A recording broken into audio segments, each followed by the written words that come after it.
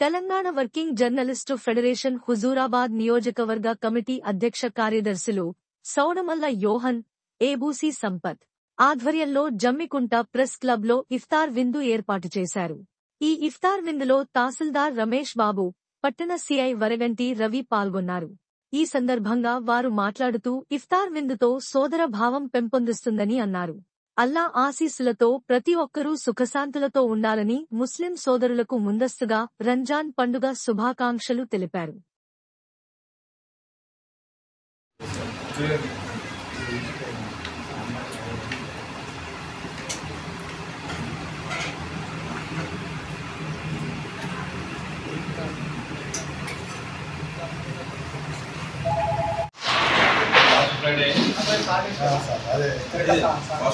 first అయితే ఉందంటే కదా